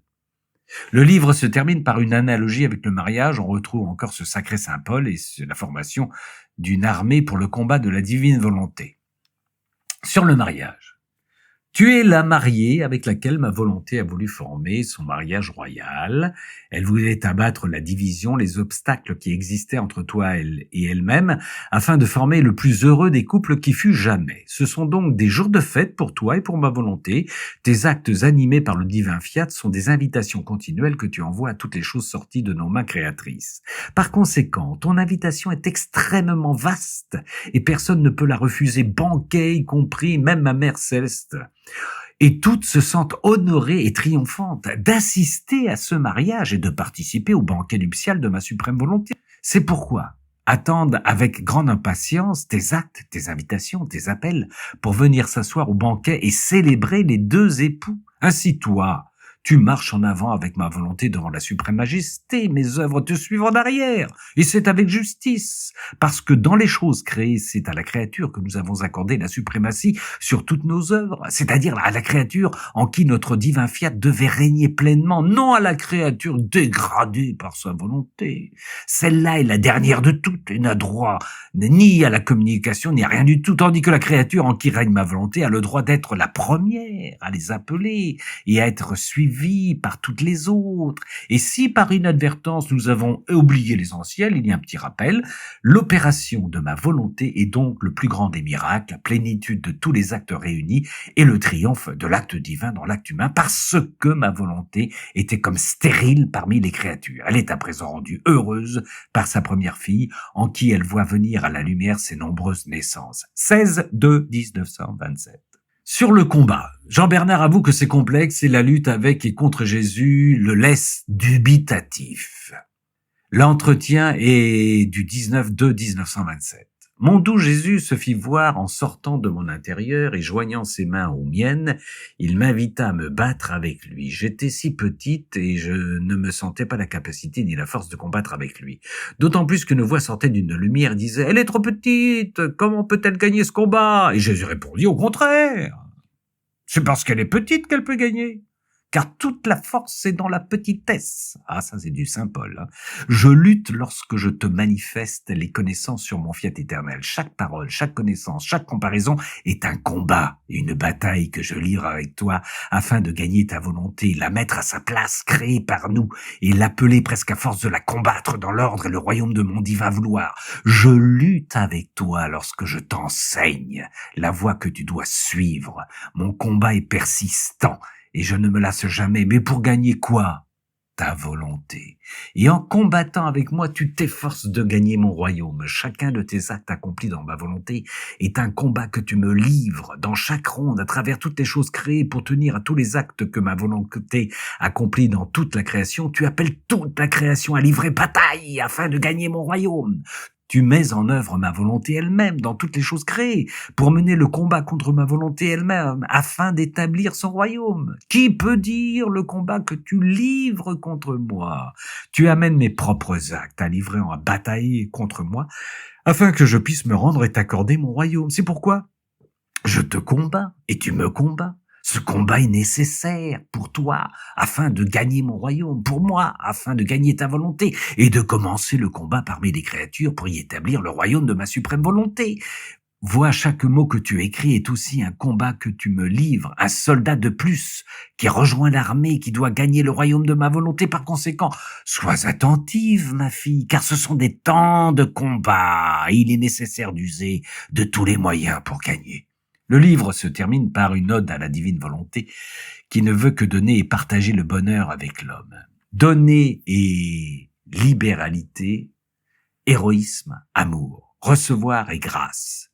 C'est là toute la raison de notre intérêt, à vouloir faire connaître notre volonté et à la faire régner parmi les créatures. Nous voulons donner, nous voulons les voir heureuses de notre propre bonheur.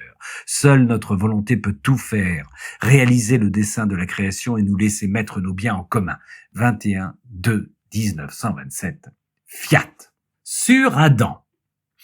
L'homme aussi, lui aussi, avait reçu sa place et son office souverain sur toutes les choses créées. Ma volonté accordait à l'homme la suprématie sur toutes les œuvres de nos mains et voulait témoigner davantage son amour envers lui. Elle donna à l'homme la possibilité de croître continuellement en beauté, en sainteté, en sagesse et en richesse, au point de l'élever à la ressemblance avec son Créateur. Ceci était à la condition qu'il se laisse dominer et guider et qu'il laisse au fiat suprême le champ libre pour former en lui sa vie divine afin de pouvoir former cette croissance continuelle de bien et de beauté dans un bonheur infini. En sortant de notre volonté, l'homme a perdu sa place. Il s'est trouvé en dehors de notre maison, exposé au danger. Tout peut l'atteindre et le blesser. Parce qu'il a perdu son origine, sa place, il reste sans ordre, en disharmonie avec les autres et sans connaître la paix, même avec lui-même. On peut dire qu'il est le seul être de la création à qui rien n'est dû de droit. 17/9/1926. Celui qui ne vit pas de la vie de notre volonté a brisé d'un coup tous les liens, toutes les relations. Nous le considérons alors comme une chose qui ne nous appartient pas.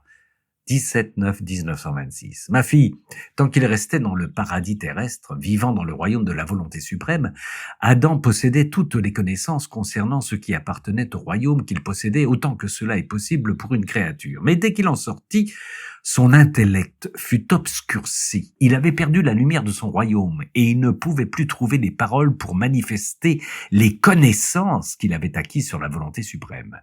parce que ce même divin vouloir qui lui communiquait les termes nécessaires pour manifester aux autres ce qu'il avait su, lui faisait défaut. Par ailleurs, chaque fois qu'il se souvenait de son retrait de ma volonté et du très grand bien qu'il avait perdu, il était si rempli de tristesse qu'il en devenait taciturne. Il était perdu dans le chagrin de la perte d'un royaume si grand et du mal irréparable qu'il lui était impossible de corriger. En vérité, seul ce Dieu même qu'il avait offensé pouvait y remédier. 17-9-1926. Cependant, même si Adam ne parlait pas beaucoup du royaume de ma volonté, il enseigna beaucoup de choses importantes sur ce royaume, si bien que, durant les premiers temps de l'histoire du monde, jusqu'à Noé, les générations n'eurent pas besoin de lois.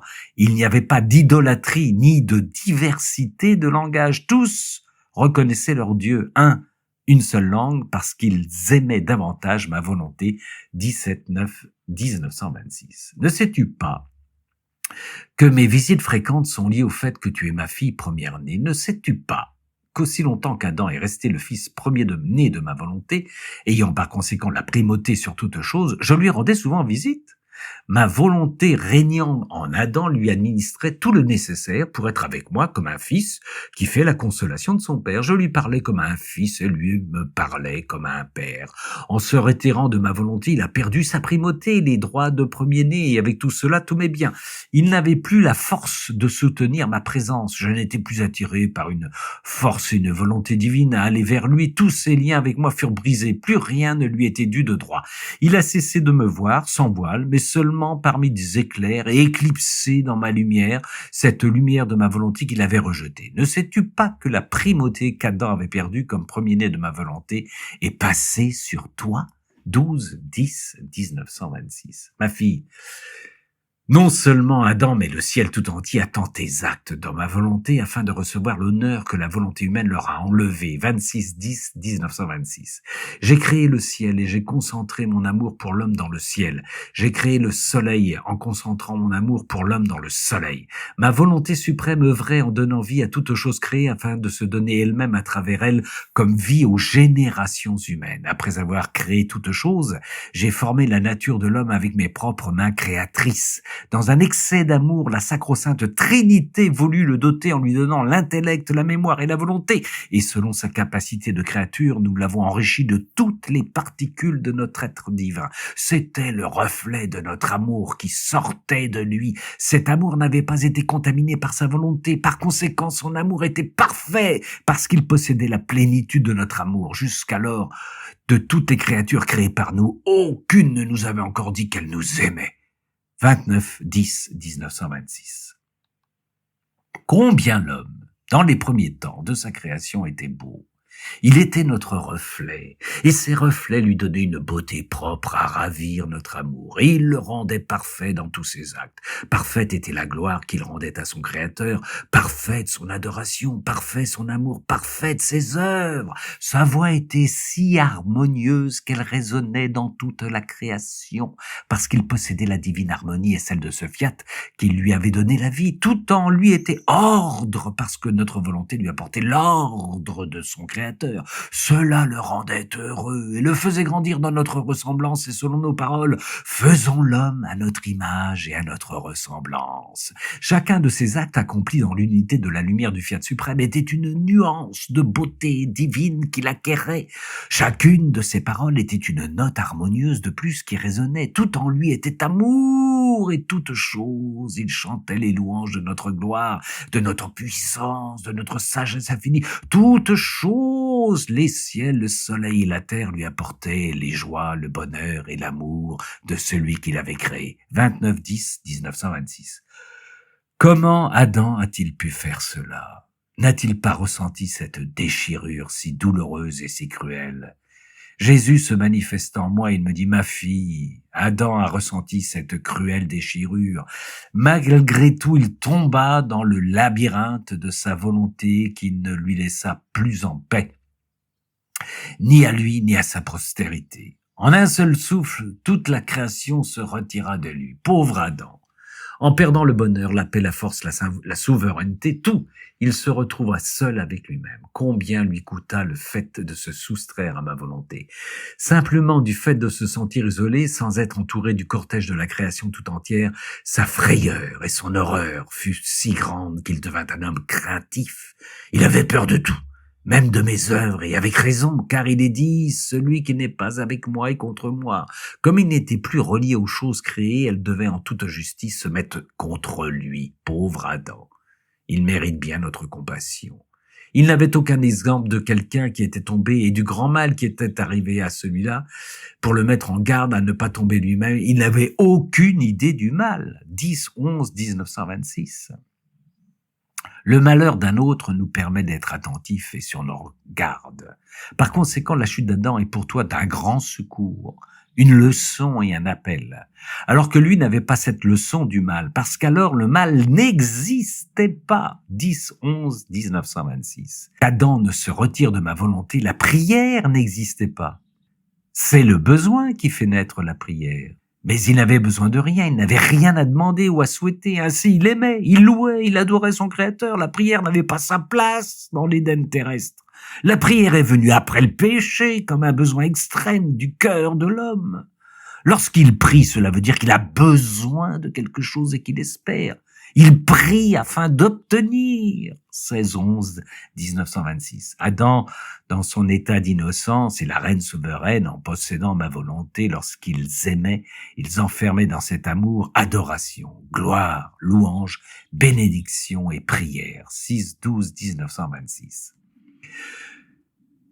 Sur Jésus et Adam concernant l'habit et la nudité, parce que mon humanité représentait non pas Adam innocent, mais Adam déchu, je dus alors me soumettre à ces mots, les prenant sur moi comme s'ils étaient les miens, afin d'expier pour eux devant la justice divine. Mais en ressuscitant après la mort, représentant Adam innocent, le nouvel Adam, j'arrêtai le miracle de garder cachés les habits du soleil resplendissant de ma volonté derrière le voile de mon humanité. Je me suis revêtu d'une très pure lumière. 12-12-1926. Ainsi, ces biens montent et descendent continuellement comme une assurance et un sceau de communion entre le Créateur et la créature. Telle était la condition d'Adam lorsqu'il fut créé jusqu'à ce qu'il pêche. Ce qui était nôtre était sien.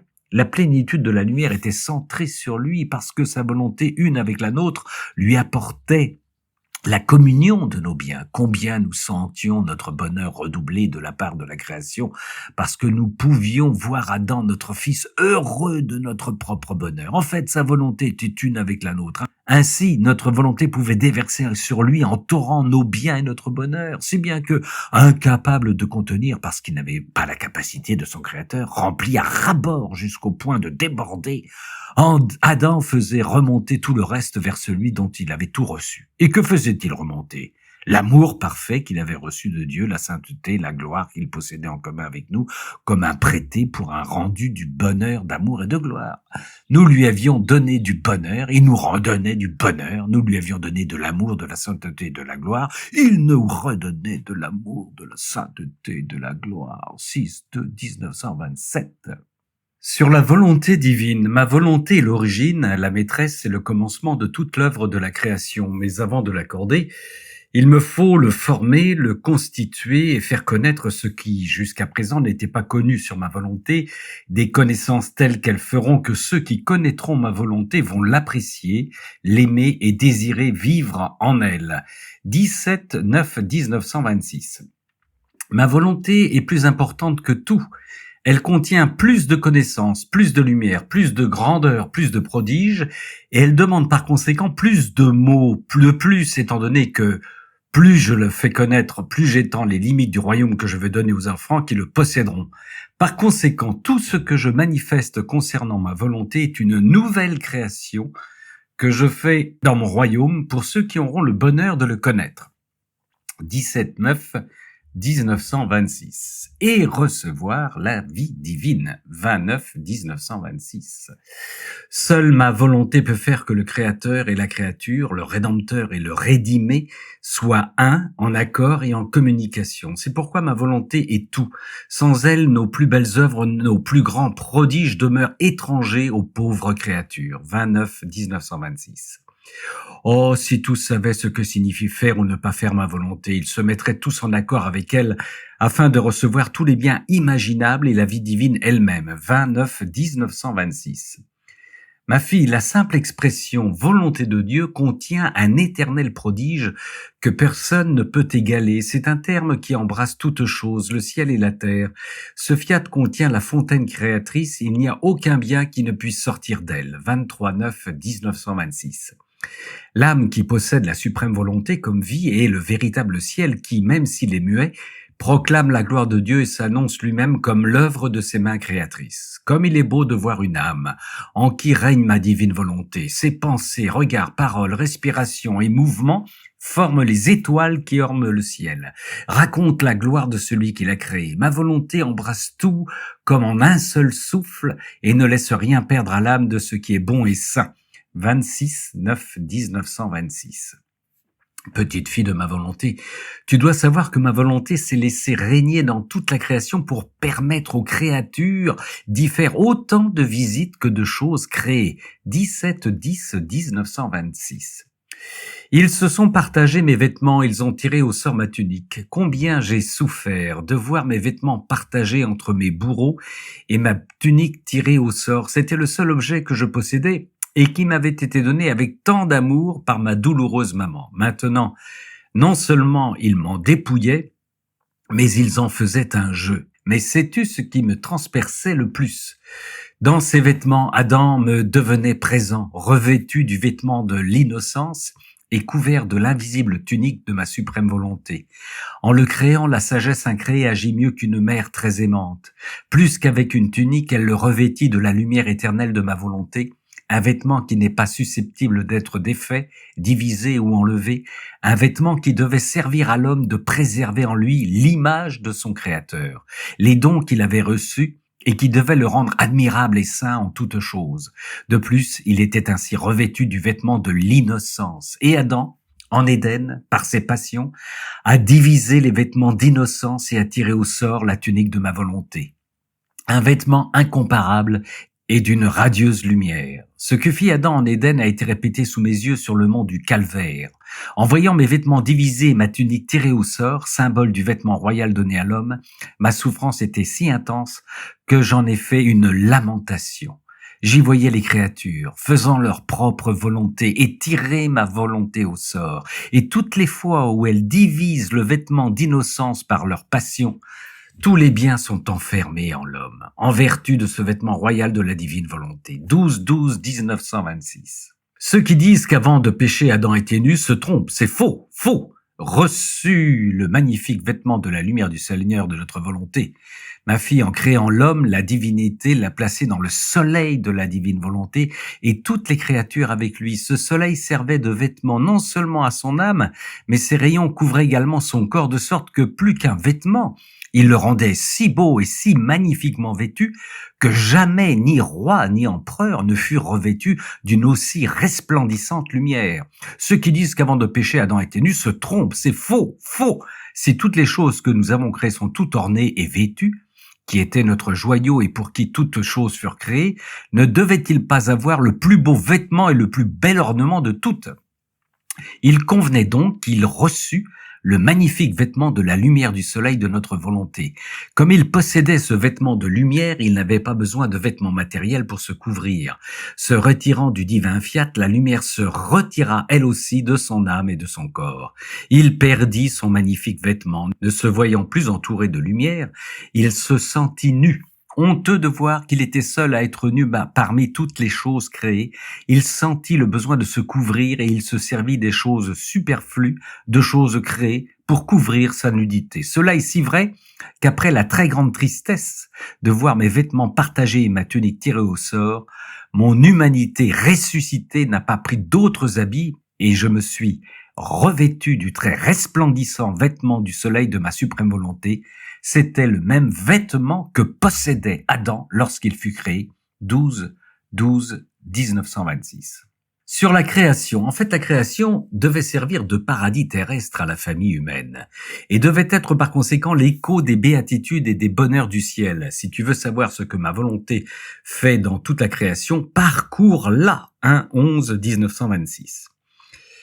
Dans la création, mon fiat omnipotent ne fut prononcé que 6 fois pour disposer et émettre tout ce qu'il ordonnait. 17-9-1926. Ma fille, en mettant au monde la création, la divinité bilocalisa sa volonté. Une resta à l'intérieur, pour notre régime, notre joie, notre bonheur, notre satisfaction, et pour les béatitudes innombrables et infinies que nous possédons. Car notre volonté tient la première place dans tous nos actes. L'autre volonté bilocalisée est sortie de nous dans la création pour nous donner extérieurement la gloire et les honneurs divins, des joies et des bonheurs innombrables. 17-12-1926. En fait, pour posséder ces biens que le Père Céleste a mis dans la création, la créature doit faire son chemin. Elle doit s'élever à une union avec la divine volonté. 1926. Sur la rédemption, la passion, les rois mages. Ma fille, sais-tu pourquoi j'ai permis d'être mis en prison au cours de ma passion? Pour libérer l'homme de la prison de sa volonté humaine. Regarde comme cette prison est horrible. C'est un petit local étroit, adapté à contenir les déchets et les excréments des créatures. La puanteur y était donc intolérable. L'obscurité épaisse. Ils ne m'ont même pas laissé une petite lampe. Ma position était insoutenable, couvert de crachats, les cheveux en désordre, souffrant en tous mes membres, ligoté, incurvé, attaché, sans même pouvoir me tenir bien droit, ne pouvant faire aucun mouvement pour me soulager, ne pouvant même pas enlever de mes yeux les cheveux qui me gênaient. Cette prison est semblable à celle formée par la volonté humaine des créatures. La puanteur qu'elle exhale est insupportable. L'obscurité épaisse. Bien souvent, il ne leur reste même pas la petite lampe de la raison. Elles y sont toujours inquiètes, agitées, dérangées, salies et bouleversées, en proie aux passions les plus viles. Oh, il y a de quoi pleurer sur cette prison de la volonté humaine. À quel point je ressentis en cette prison le vrai mal qu'elle avait fait aux créatures. Ma douleur fut si grande que, versant des larmes amères, je priais mon Père Céleste de libérer les créatures de cette prison, si douloureuse et ignominieuse. Toi aussi, prie avec moi afin que les créatures se libèrent de leur volonté. 3-12-1926. Ma fille, Hérode ne me posait pas de questions pour savoir la vérité, mais par curiosité pour se moquer de moi. Si j'avais répondu, je l'aurais ridiculisé. Parce que lorsqu'il n'y a pas la volonté de connaître la vérité et de la mettre en pratique, la disposition pour recevoir la chaleur que la lumière de mes vérités apporte avec elle, elle est absente de l'âme. 4-1-1927. Cependant, pour me manifester, je voulais des hommes qui soient maîtres d'eux-mêmes et pourraient former en eux un petit espace pour y faire résonner l'écho de mon appel. Mais quelle ne fut pas leur surprise en voyant l'étoile s'arrêter, non pas au-dessus d'un palais royal, mais sur un misérable taudis. Ils ne savaient que penser et étaient persuadés que c'était un mystère, non pas humain, mais divin. Animés par la foi, ils sont entrés dans la grotte. Ils se sont agenouillés pour m'adorer. Je me suis révélé en laissant resplendir ma divinité de ma petite humanité. Ils m'ont reconnu comme le roi des rois, celui qui venait pour les sauver. Promptement, ils ont offert de me servir et d'offrir leur vie par amour pour moi. Mais ma volonté s'est fait connaître et les a renvoyés dans leur région afin d'être parmi les peuples les annonciateurs de ma venue sur la terre. Tu vois combien est nécessaire l'empire sur soi-même et le petit espace dans le cœur pour y laisser résonner mon appel, et étant ainsi apte à reconnaître la vérité et à la manifester aux autres. 6-1-1927. Comme la volonté humaine n'avait en nous aucun accès, le bonheur était toujours à son sommet et les mers de joie étaient inséparables de nous. Même lorsque j'étais sur la croix et que ma maman était crucifiée à mes pieds divins, le bonheur parfait ne nous quittait jamais. 31-1927. Sur le Notre Père. Ma fille, ce que votre volonté soit faite que j'ai enseigné dans le Notre Père signifiait que tous devaient prier afin de pouvoir au moins faire la volonté de Dieu. Et cela pour tous les chrétiens et pour tous les temps. Et qu'on ne puisse se dire chrétien si on ne se dispose pas à faire la volonté du Père Céleste. Mais tu n'as pas pensé à ce qui suit immédiatement sur la terre comme au ciel. Ce qui veut dire vivre dans la divine volonté. Cela veut dire prier pour que le royaume de ma volonté puisse venir sur la terre afin de vivre en lui. Au ciel, ils ne font pas ma volonté, mais ils vivent en elle. Ils la possèdent comme leur bien propre et leur propre royaume. Et s'ils la faisaient, mais ne la possédaient pas, leur bonheur ne serait pas complet. Parce que le vrai bonheur commence dans le tréfonds de l'âme. Faire la volonté de Dieu ne signifie pas la posséder, mais se soumettre à ce qu'elle commande, alors que vivre dans ma volonté est possession. Par conséquent, dans le Notre Père, les paroles que votre volonté soit faite, c'est la prière que tous puissent faire à la volonté suprême. Les paroles sur la terre comme au ciel aident l'homme à retourner dans cette volonté d'où il est venu, afin de retrouver son bonheur, les biens perdus et la possession de ce divin royaume. 15-10-1926. Prière de Louisa. Comment Louisa prie dans la divine volonté. Mon Jésus, mon amour, le jour se lève, et dans ta volonté je veux aller vers toutes les créatures, afin qu'en sortant de leur sommeil, elles puissent toutes se lever dans ta volonté pour te donner l'adoration de toutes les intelligences, l'amour de tous les cœurs, l'offrande de toutes leurs œuvres et de tout leur être dans la lumière que ce jour va faire briller sur toutes les générations. 29-1926. Mon Jésus, ta volonté embrasse et enclôt toutes choses. Et moi, au nom de la première créature qui sortit de tes mains créatrices, et jusqu'à la dernière qui sera créée, je veux réparer pour toutes les oppositions des volontés humaines à la tienne, et prendre en moi tous les actes de ton adorable volonté que les créatures ont rejetés, afin de te payer de retour en amour et en adoration, de telle sorte qu'il ne puisse y avoir un acte de toi sans correspondance avec un acte de moi, et qu'en trouvant mon petit acte comme en bilocation en chacun de tes actes, tu puisses être satisfait et venir régner triomphalement sur la terre. N'est-ce pas sur les actes humains que ton fiat éternel veut trouver le lieu où dominer? Par conséquent, en chacun de tes actes, j'offre le mien comme un champ sur lequel tu peux établir ton royaume. 15-10-1926. En faisant ma ronde et en pensant au grand bien que le vouloir suprême apporte à l'âme, je priais Jésus de vouloir bien le faire connaître à tous pour qu'il puisse participer à un si grand bien.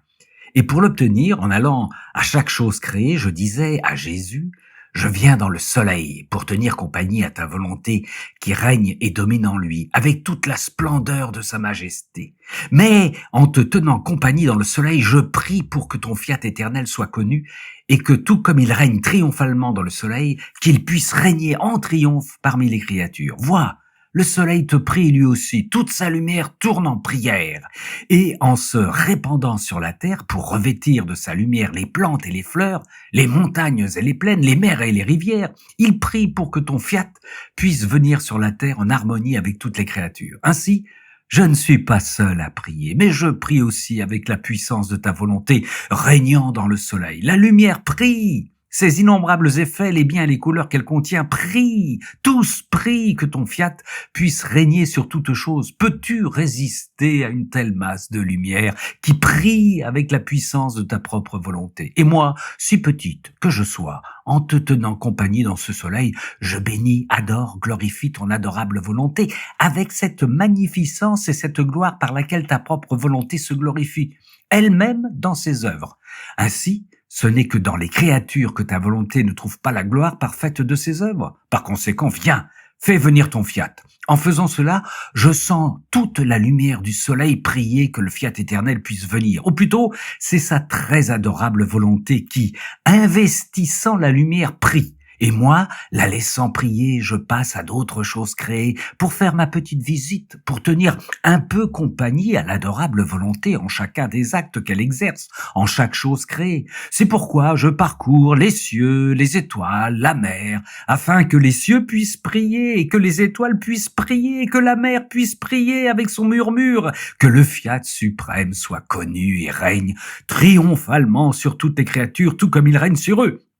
Puis, après avoir parcouru toutes les choses créées pour tenir compagnie au divin fiat, et avoir demandé en chaque chose qu'il puisse venir régner sur la terre, comme il est beau de voir et d'entendre la création tout entière prier que son royaume puisse venir parmi les créatures. Je descends en tout ce que mon Jésus a fait dans la rédemption, dans ses pleurs, dans ses gémissements de petit enfant, dans ses œuvres, ses pas et ses paroles, dans ses souffrances, dans ses plaies, dans son sang et même dans sa mort, afin que ses larmes puissent prier pour que vienne son fiat, que ses gémissements et tout ce qu'il a fait, tous en cœur puissent supplier que son fiat soit connu et que sa mort elle-même puisse faire régner à nouveau la vie de la divine volonté dans les créatures. 17-10-1926. J'étais tout abandonné dans les bras de l'adorable Jésus. Je priais mon doux Jésus d'utiliser un acte de sa puissance pour que le vouloir suprême puisse investir les générations humaines et s'y attacher pour y former ses premiers enfants qu'il désire tant. 27-11-1926. Ô volonté de Dieu, combien admirable, puissante et désirable tu es. Oh, je t'en prie, avec ton empire, fais notre conquête, fais-toi connaître et que tous s'abandonnent à toi. 21-2-1927. Sur les prophéties, les nations semblaient se disputer entre elles au point de préparer des dépôts d'armes pour se combattre entre elles. Quelle folie, quel aveuglement humain. On dirait qu'elles ne sont plus capables de voir le bien, l'ordre, l'harmonie, et qu'elles ne voient plus que le mal. 23-9-1926. Éloge de Louisa. Sais-tu ce que signifie être la fille première, née de ma volonté? Cela signifie être première dans l'amour de notre Père Céleste, et première entre toutes à être aimée. Cela signifie être première fille de grâce, de lumière, première fille de gloire, première fille propriétaire des richesses de son divin Père, première fille de la création. Comme fille première-née de la suprême volonté, elle contient tous les liens, toutes les relations, tous les droits d'une fille première-née, liens de filiation, relations de communication à toutes les dispositions de son Père Céleste, droit de possession de tous ses biens. Mais ce n'est pas tout. Sais-tu ce que signifie fille première-née de par ma volonté? Cela signifie non seulement être la première dans l'amour de toutes les choses de son Créateur, mais aussi comprendre en elle-même tout l'amour et tous les biens des autres enfants. Ainsi, si les autres posséderont chacun leur propre part, elle, comme première-née, possédera tous ensemble les biens des autres, et cela de droit et avec justice, parce que, comme fille première-née, ma volonté lui a tout confié, tout donné, parce qu'elle est par conséquent l'origine de toute chose, la raison pour laquelle fut créée la création, le dessein pour lequel sont entrés en jeu l'amour et la divine action.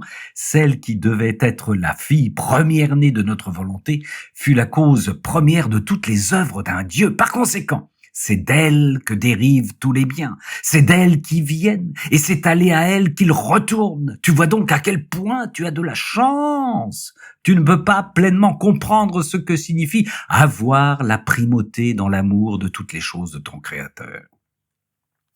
En entendant cela, je lui dis, « Mon amour, que dis-tu là? Et de plus, quel bien me vient de cette grande chance dont tu me parles lorsque tu me prives de toi? Tous les biens se changent en amertume sans toi. Et je t'ai dit souvent que c'est toi seul que je veux, parce que tu me suffis en tout, et si j'avais tout sans toi, tout se changerait en martyr et en souffrance indescriptible. L'amour, la grâce, la lumière, la création tout entière me parlent de toi.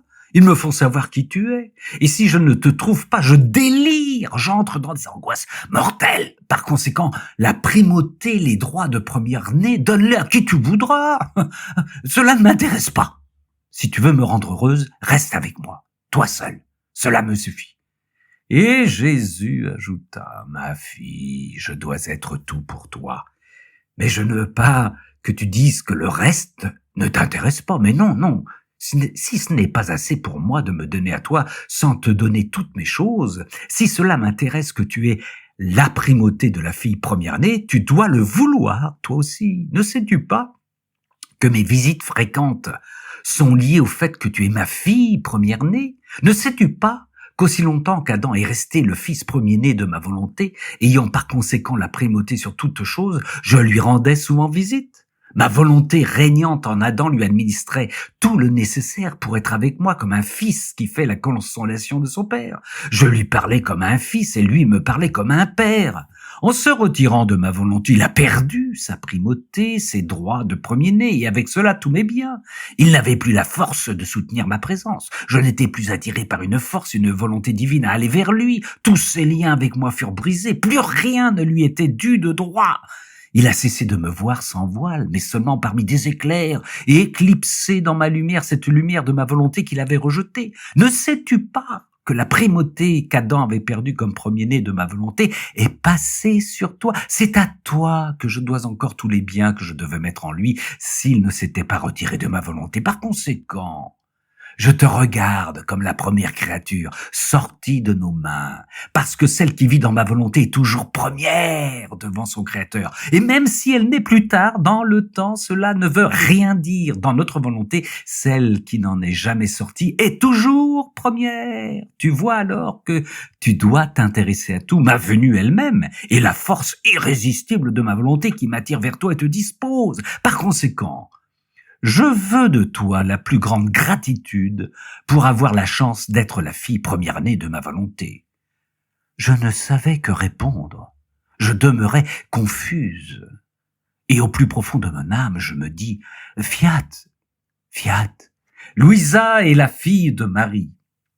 Cela est si vrai que, étant née dans ma volonté, elle t'appelle tantôt la nouvelle-née de ma volonté. Tantôt sa petite fille. Seule celle qui a été générée par ma volonté peut générer des enfants de ma volonté. Par conséquent, tu seras la mère de la génération de ces enfants. 27-11-1926. Jésus. Cependant, c'est de toi que doit venir la génération de ces enfants. Quelle mère a autant souffert? Qui a été cloué au lit durant 40 années et davantage pour l'amour de donner naissance à la génération de ses enfants? Personne. Quelle mère, si bonne soit-elle, a sacrifié son existence tout entière au point d'enclore en elle les pensées, les palpitations, les œuvres, afin que tout puisse être réordonné dans la naissance qu'elle portait et donner vie, non pas une seule fois, mais à chaque acte de son enfant? Personne. 27-11-1927. Sur Marie, ma fille, regarde l'amour passionné de cette noble reine. Elle va jusqu'à se voiler elle-même de la terre pour la rendre ferme, afin que l'homme puisse la parcourir en sécurité.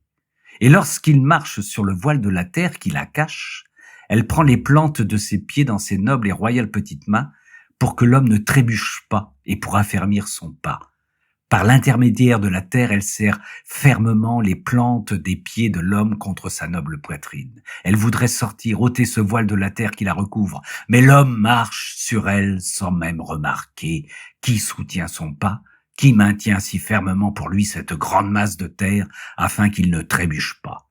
Et la noble reine reste voilée par la terre et avec une indicible patience que seule possède une divine volonté, elle attend d'être reconnue pour être aimée et pour raconter sa longue histoire. Sœurs et frères, dans la divine volonté, dans le divin vouloir, soyez abondamment bénis.